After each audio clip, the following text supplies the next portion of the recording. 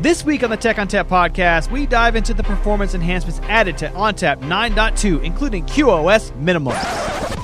Welcome to the Tech ONTAP podcast with Justin Parisi, Glenn Sizemore, and Sully the Monster. I love NetApp. Oh, yeah.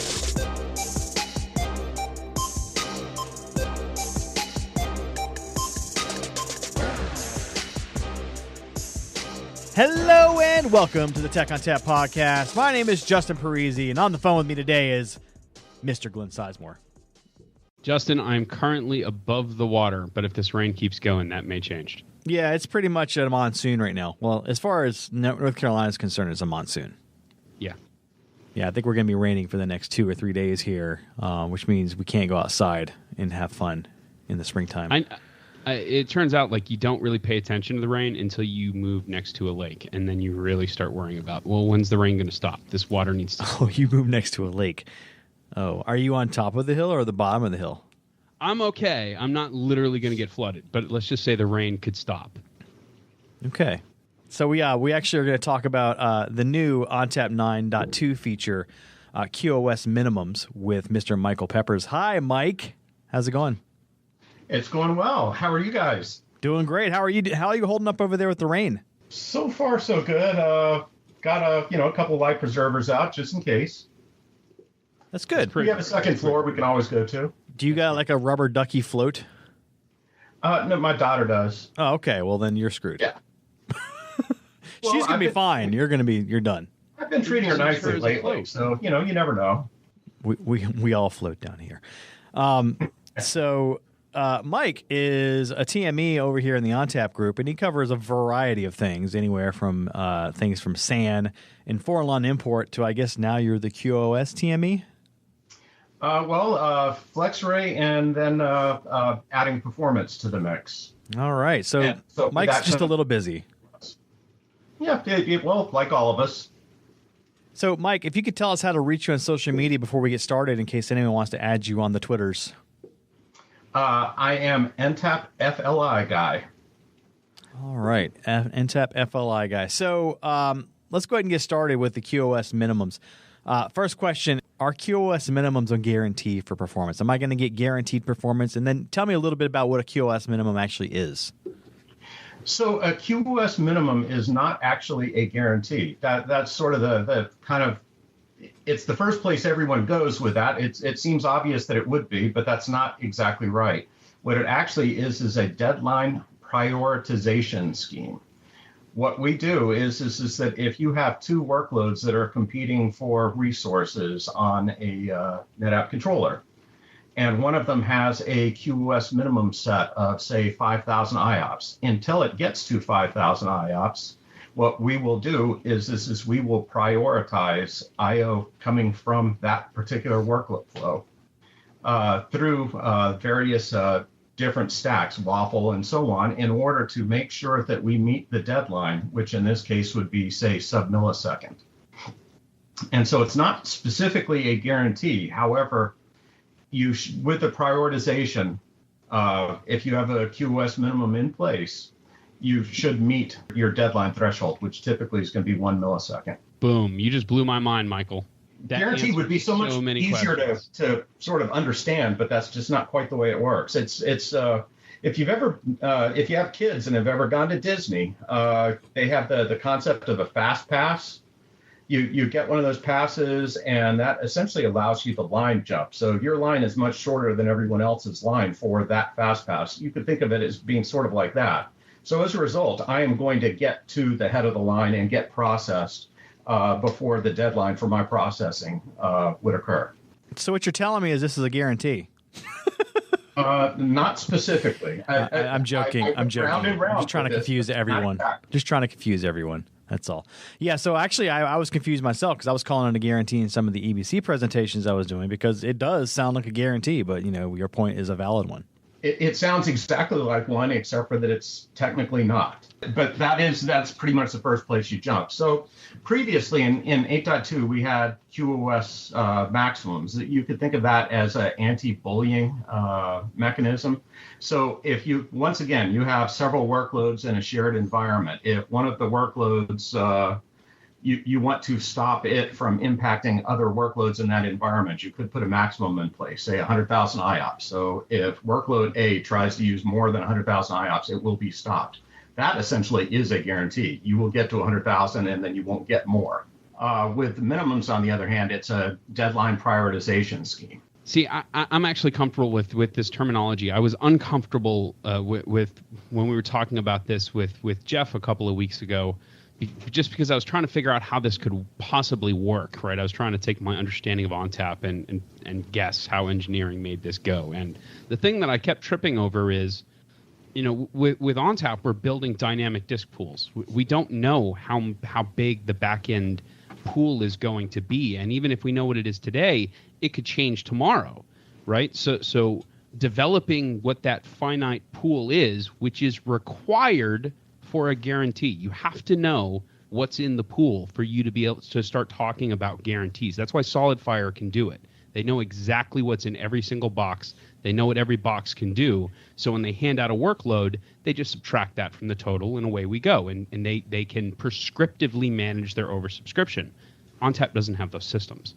So when we just come into this approach and we're not lining this up with those strict black and white guarantees, but instead having a much more nuanced conversation about, well, these are the controls and levers that are presented to you. And here's a minimum, which we're just now getting into and picking apart how it works. And then the old maximum rate limiter system, which as you just mentioned, Michael, the lever that the field knows today. So I'm okay with it. I think this terminology is actually much, much, much clearer. Well, if you are, I have started getting comfortable with it, and I can tell you, having talked extensively with performance engineering, that's, I kept wanting to say it's a guarantee, right? And they're like, no.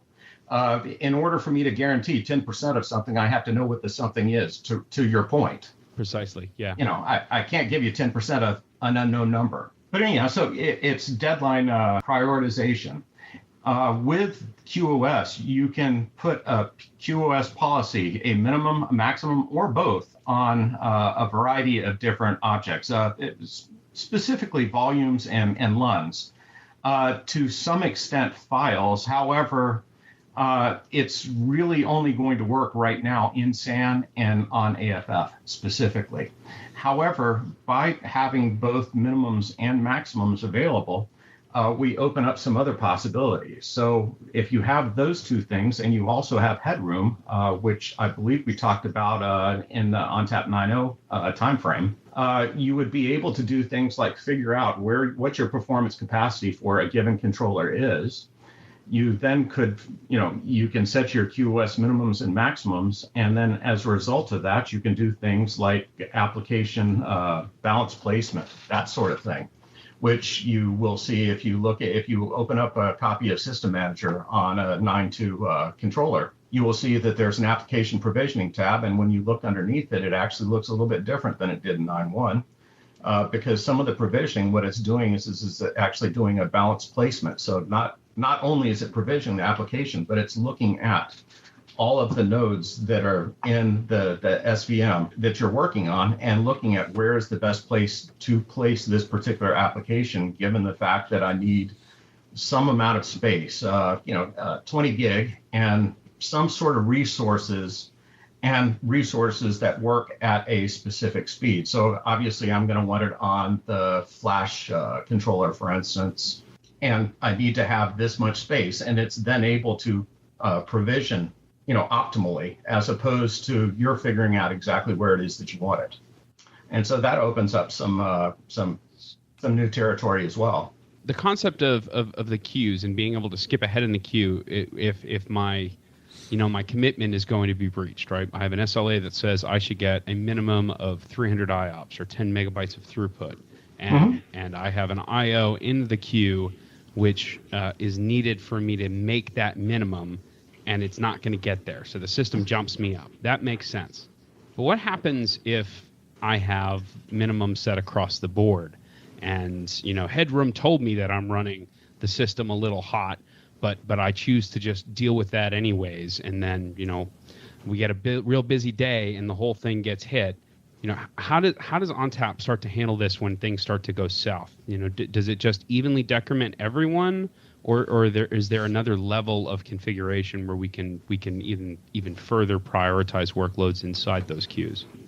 Yeah, sort of a super secret minimums or something like that. Yeah. So actually, there's a couple of different answers to that. It depends on exactly what tool it is that you're using. If you use SLM, Service Level Manager, to set up the QoS minimums, it will not allow you to promise a minimum. It won't allow you to overcommit the amount of IOPS available based on whatever the performance capacity of the underlying system is. Yeah, on the other hand, how to read that. Awesome. Yes. However, on the other hand, if you were to go to System Manager and just start setting up QoS minimums for various workloads, it won't stop you. You potentially could oversubscribe, where your system is capable of 100,000 IOPS, you could have minimums for 150,000. Then what's going to happen? So another very important thing about a minimum is because I have a minimum in place, does not mean that I'm reserving that. What it means is that if you offer load up to that minimum, I will prioritize that load up to that minimum. So if I put a minimum of 10,000 and my app only uses 2,000, the other 8,000 is available for whatever else controller needs to do. If you over provision, so let's say you provision 200,000 IOPS worth of minimums on a system that's capable of 100,000, once you get to that 100,000, you're no longer prioritizing. You have too many things to prioritize, and so at that point, it's effectively as though you did not have minimums. Sort of, going back to my Disney analogy. Gotcha. If you do a fast pass, if they hand out nothing but fast passes to everyone, then that's just the new line.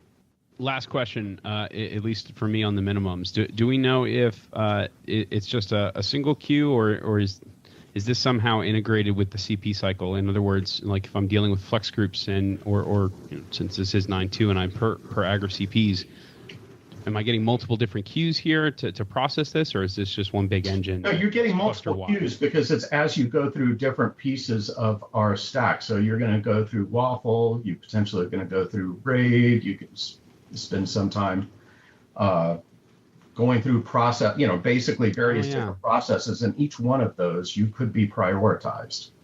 Man, Michael, I got to tell you, we'll have to wait and see what the listener emails say on this, but I think that you guys delivered exactly what the field has been asking for, right? I mean, there's a bunch of different ways to approach quality of service, but the thing that I've heard the most over the past, I don't know how long it's been, six years now of us talking about this, particularly inside the virtualization space, is that the model that they seem to like is the way that it's done in virtualization with pool shares, where you don't want to reserve, because reserves just cause you to run fat. You end up having to buy excess infrastructure and remove some of your efficiencies. So if at all possible, avoid the reserve problem. But the ability to put those soft rules in and say, look, give the app as much as it can take when I've got it. But then when there's contention, here's the order in which I want the workloads to be processed. It sounds like that's exactly what the team's delivered, and that is precisely what they've been asking for a very long time. So it's very slick. By the way, there is a QoS video out on NetApp Tech Comms, which is a YouTube channel. And I will send a link so you can put it in the show notes. It's about a 3-minute video, but we'll literally show you. So you put a minimum on this workload, you then put in another workload that is massively busy and would normally take all the air out of the room, but because you have this minimum in place, you'll see the first workload continues along nice and fat, dumb, and happy at its 15,000 IOPS or whatever it is, and it's just a nice flat horizontal line, whereas the other one is the other workload, the impact and workload is, we'll give it whatever cycles we can once we have managed the one that we have the minimum on. And it really is a good graphic example of exactly how that works. Incidentally, if you want to look at minimums, System Manager is where you would put either a minimum or maximum in place. You can look at how those work and what sort of results you're getting from those. You can also use the CLI, and very soon there will be TR 4211, which will have a considerable amount of information about using either System Manager or CLI to set up QoS, monitor QoS, change it, etc. We talked about QoS minimums, but there are also some other performance enhancements in ONTAP 9.2. So let's start with the next one that I was thinking of, and that's the balanced placement. How does that work in ONTAP 9.2, and why would it benefit customers when they are provisioning storage? Well, so what balanced placement does is it takes the requirement for you to figure out where it is that you want to put something, a workload. So typically the administrator would go through and look at the various choices you have. So you have, these 6 nodes, and figure out which one seems to be the busiest and who has the most space, and then, try and figure out where you want to place this. With balanced placement, you don't need to do any of that. With balanced placement, what you do is you say that I have this workload, it is going to require this kind of, this number of IOPS, and I'm interested in this sort of performance, which could be extreme, fast, or normal. And then based on that, it will place that workload for you at, optimally by looking at who's got the resources and who has, basically that particular level of performance available. We do that by setting up essentially performance tiers, which once again also use, they use the instrumentation underlying QoS to perform. And so by doing that, what you can do is we've set 3 performance tiers.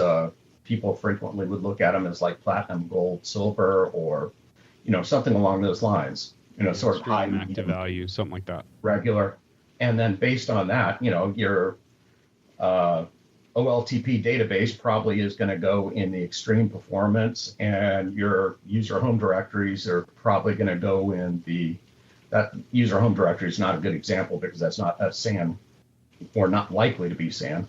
But those would typically go in sort of the regular performance bucket.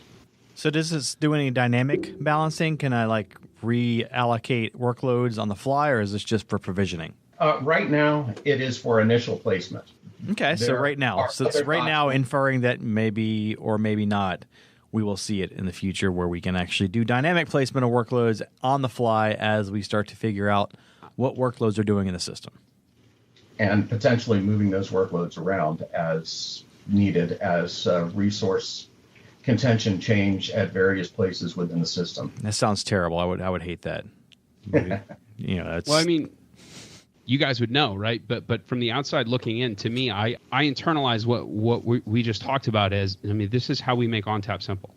Right? We're not going to take away its capabilities, but by taking that base construct of vol move and then building another base construct in optimal point, and then building a small ecosystem of tools that know how to measure all of that and figure out what the clusters are capable of, now we can preempt the first vol move and just put the volume on the right aggregate to begin with.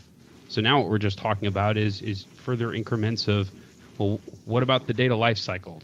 How are we going to manage this over time? And as we talked about, with Jeff a couple of weeks ago, that at least what I'm hearing is this is us actually executing on that vision of taking those baby steps and breaking the elephant apart. Absolutely. The idea is that, simplicity is pretty much front and center at the top of this. If you want to dive into the details, you can do that. However, what we do is that we basically are trying to take a lot of these decisions out of your hands. So, you can make them if you have some reason to do something different. But generally speaking, if you just leave it to us, it'll be optimized for you, unless there's something special about your workload that is unusual and therefore requires some sort of unusual handling.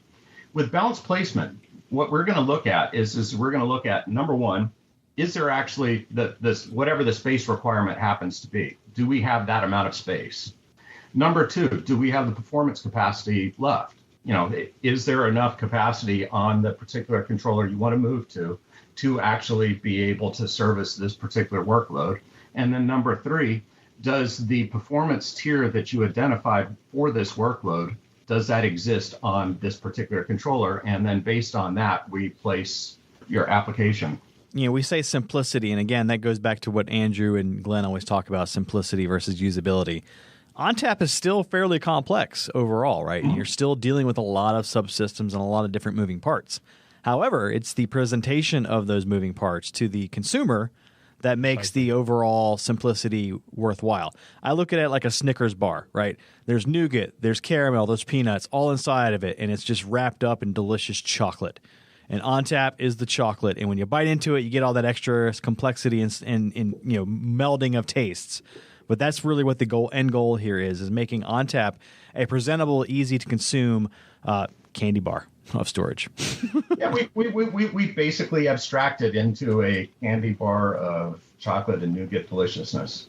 Yeah, well, for me, like I don't want to take anything away from it because I actually think it's a super awesome, powerful feature that very much solves like a very real problem. The typical storage answer of I'll just make a wild ass guess, wait 2 weeks, look at the reports and see whether or not I need to do a vol move. To be able to just start with the data-driven decision of here's what I anticipate the workload to be on tap. Where do you want me to put it? Okay, great. Let's start there. We can always change it if we need to non-disruptively, right? Just taking that first step of data management out of the problem domain, it makes everything else easier. Like it's a small step, but it's really, really powerful when you take a step back and look at what that means from the people who live with these products. They no longer have that second step of having to come back and check the deployment, 2 hours, 4 hours, 2 weeks into to make sure that they didn't make a drastic mistake, because the system's already told them based upon the footprint that you told me to anticipate, here's where it needs to go. And then, as I said, moving forward, it sounds like we're just going to keep working on this problem. And by the time a workload deployed with balanced lum placement gets to the part in its data lifecycle where it may need to make a second or third move, I wouldn't be surprised if that was automated as well. Yeah, what I like about this entire process is that it seems to be building on things, right? So in 9.0, we came out with headroom, right? And we have the ability to see what the system is capable of from a capacity and performance standpoint. And then in 9.2, we introduced something that leverages headroom and uses it to do balanced placement of your objects, right? So whatever volumes you want to put in there, and it provisions it based on what the headroom calculations have done. Later on, we'll be doing things built off of other features that we'll talk about here in a second in 9.2. But we're doing this building block process. We're taking these things that need to be done first, and we're rolling them out and using them as valid, usable features, and then we're just building onto it as we go, it looks like. Would you say that's the case, Mike? Absolutely. And in some cases, the initial shims or foundational stuff you have to put in place, in and of itself, does not look particularly interesting, or no one's getting very excited about that. But you have to have that in order to get to the next thing. Well, I actually disagree. I think stuff like headroom was exciting. Like as a feature, as a standalone feature in ONTAP, you could talk to people and say, "Hey, look what we can tell you about your overall cluster performance. We give you an easy to read percentage of your overall performance, and you can use that to figure out what your performance is doing in your cluster, and if you need to add capacity or performance to your cluster." And that in itself is an awesome feature. But then we added onto it. No, I miscommunicated if I'm suggesting that is not an awesome feature. What I'm saying is, in some cases, you'll have to put something in place that, just looking at that thing by itself doesn't look like anything terribly interesting, but it is a requirement that in order to build onto. Right, and I'm just saying that we're doing a good job of taking those things that are not exciting and making them into things that are actually worthwhile and usable on their own, and then we're basically evolving them into better things. Well, it also suggests that there's a plan. Yeah, you're both right? I mean, fundamentally, mostly me. Okay, primarily Justin is correct. The technology in and of itself is actually the achievement, right? Getting over these small challenges and solving them in aggregate is like, that is the difference. And actually doing the work and shipping the code is the thing to be celebrated. However, Michael's also right. Like, if I'm a customer and I've got an entire tool chain around how I manage my infrastructure, and Optimal Point isn't part of that, then it doesn't matter that new metric is inside ONTAP. If my tools aren't leveraging it, then it's not doing me any good.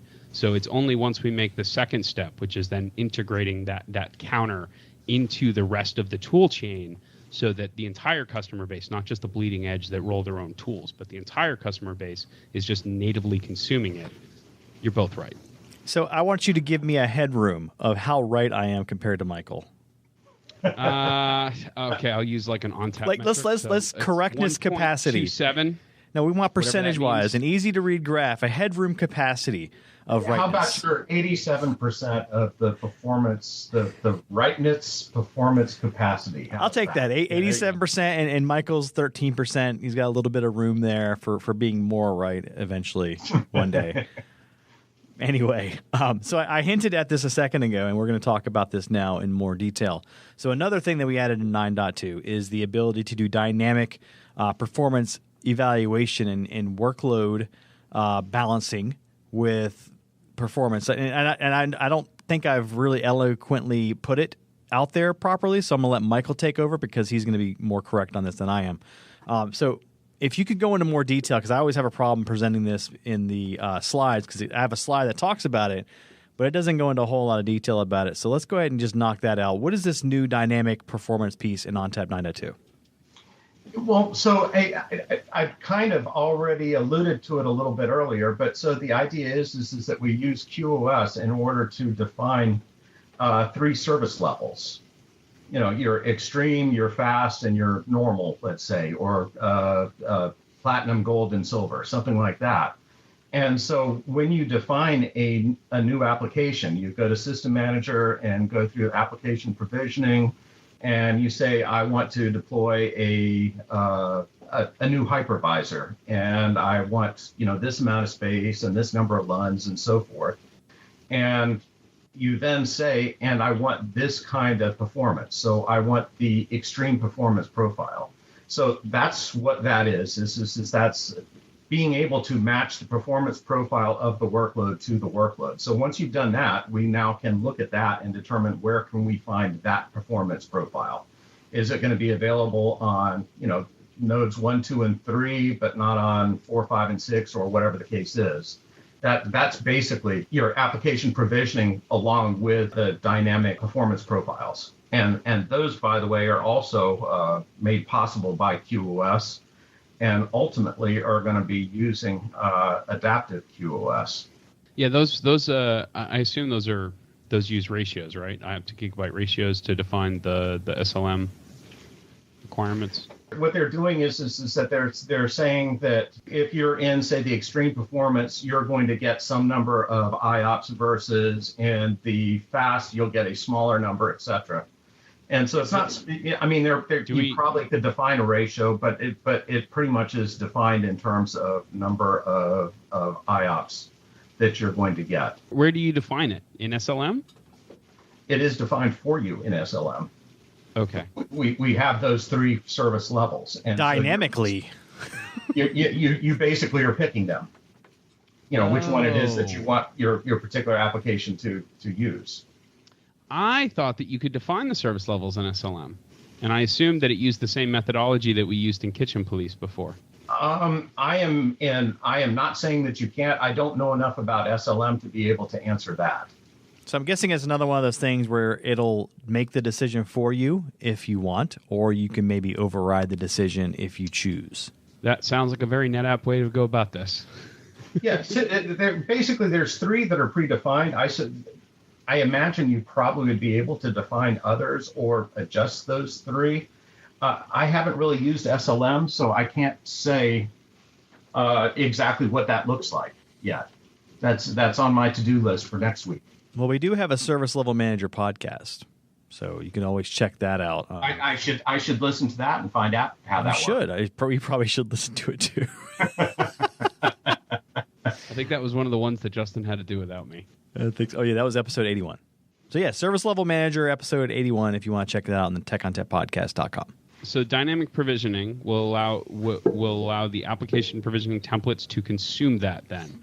That's the feature you were trying to explain, Justin. Is there anything else in ONTAP 9.2 that is performance related that we need to cover here? I think those are pretty much the big ones. You'll see more coming in future releases, but right now that's what the state of play. We've done a lot, particularly as you get to 9.2 and you start incorporating the headroom and balanced LUN placement and application provisioning and QoS mins and maxes, and all of the reporting that you get as a result of the counters that we're picking up because of QoS, which, by the way, you can take a lot of advantage of if you happen to install a copy of OnCommand Unified Manager, which now includes OnCommand Performance Manager. Yes, and we covered that as well in episode 83. So we're like 3 steps ahead of you. There's a little bit of a snowball effect that's starting to occur inside the NetApp's ecosystem, right? Or we've talked about it before, where we did years and just years of hard engineering, and we're finally on the other side of some of that work, and we're starting to go down the hill of consumption. Yeah, you're starting to get some synergies where, different disparate pieces of work are able to be combined together where you get something more than the sum of the parts. Yeah, I also think that it's more than just code, though, right? I mean, we talked about it again on the 9.2 launch episode, but it's the new cadence. All the stuff that we're talking about was iterated since 9.1 shipped 6 months ago, right? And there's another one coming 6 months later. So if the feature doesn't work precisely how you like you particular Mr. Customer need it to, well, let us know about that. We got another release coming. We'll see if we can do something. Let's talk a little bit more about that cadence just to kind of recap. So again, every 6 months, new ONTAP release, also new OnCommand release, because we like to sync those up. The 6-month cadence is there to accelerate new features. We've reduced the payload overall for the ONTAP releases. It used to be every 18 months, and you'd get this giant release with tons of new features that you probably would never use. So instead, smaller payloads, but more new features faster, and the ability to choose when you want to upgrade based on the feature set. So you have, a choice of upgrade quicker to get more features, or wait a little longer and wait for the feature you want to come into the release you want. In addition to that, they've taken the even releases and made them basically what's known as short-term support releases, as well as the odd releases being long-term support. Long-term support being 3 years support of full software support, and then an additional 2 years of short-term support. Short-term being 1 year of software support full, and then 2 years of short-term support after that. We go into detail for that in episode 85, where we talk about 9.2 with Jeff Baxter. Yeah, it just seems like there's a lot of good things sort of coming together all at the same time, not all of which seemed obvious, as they were developing and coming online individually. But yeah, the cadence is fantastic because you have a very predictable, you know that in 6 months there will be some new features, and it'll be a relatively small payload compared to the mega releases that we used to have. That you said 18 months, that was sort of an average, but it could be 18 months, could be a year, could be 2. Yeah, and actually your predictability is on point too, because customers now know when a release is coming, so they can plan their upgrades accordingly. So May, November, essentially, right? And also the smaller payload means likely more stability because you're not pushing as much into a release as you were before. And even these new features themselves, they're not always fully fleshed out, right? They're maybe subsets of features. For example, Fabric Pools comes out in 9.2, and what they did with Fabric Pools is did snapshot and snap mirror destination only. And eventually in future releases, they're going to add more functionality, and we'll talk more about Fabric Pools in a future podcast with a deep dive. But that's just an example of a feature that goes into a release, and they do it in a fashion that's going to be the most stable and most effective for that release. Yeah, well said, man. It's been paying itself out across the board. I just think that I think the three of us are a little defensive right now. Like we're sitting over here talking about these 3 powerful additions to the portfolio and 3 new capabilities that customers have been clamoring for quite a while, and we're a little bit embarrassed that there's not more. And not, I think that's just because we're used to these big, massive releases, and we need to reacclimatize ourselves to these smaller incremental steps and this more agile infrastructure, right? Well, I'm not defensive. It's more of I'm glad this is happening, but I like to go ahead and get ahead of the questions because I get these questions, right? Well, why are you going 6 months? And then they freak out a little bit because they feel like they have to upgrade more often, and that's not the case. You can still wait to upgrade if you want, but it's all about what do you want out of your release. Do you want new features? Do you want to sit on a release for a while and let it bake a little longer? It's really up to you, and you have that flexibility. Well, there's one other thing that you get with the shortened cadence, and that is that in the past when we were introducing new hardware, you'd have to find a release vehicle, and frequently you did not line up with a major release, and so what you ended up doing is a P release. So it's sort of a primarily maintenance follow-on release that you put out, and one of the pieces of payload for that is you wanted the 6080, and it's brand new hardware at the time, and that's the release train we were able to find for it. Whereas now, anything that you're going to want is going to be part of a major, one of these 6-month cadence releases. Yeah, I actually forgot about the hardware piece, and that's important too because not only are you getting these new hardware platforms on releases that are GA, but you're also getting whatever performance enhancements that are optimized for these new platforms. Mm-hmm. Right? You're not upgrading to 9.0 and then getting the next new and great system, and then 9.0 is not optimized for it, and you have to wait another year for 9.1 to be optimized. You're getting that release aligned with the hardware and aligned with the management software as well. Well, that, and also in a perfect world, back when I was a customer, if it is at all possible to do, you want to run the same ONTAP across, all of your kit. What you don't want to do is to have every possible version. And one of the problems that you ran into is when new hardware was released, there were times where you did not have a chance to, you've got code that is not GA yet. However, if you want to buy this piece of hardware at the time, it's the only way you're going to do it until a GA release comes out after the hardware was released. And so it really is sort of a, horse before the cart thing. See, we could go round and round on this for a while, but we're going to wrap it up and just say, this is good. Yes. TLDR, awesome. All right. Whenever you're debating the small stuff, you're in a good spot.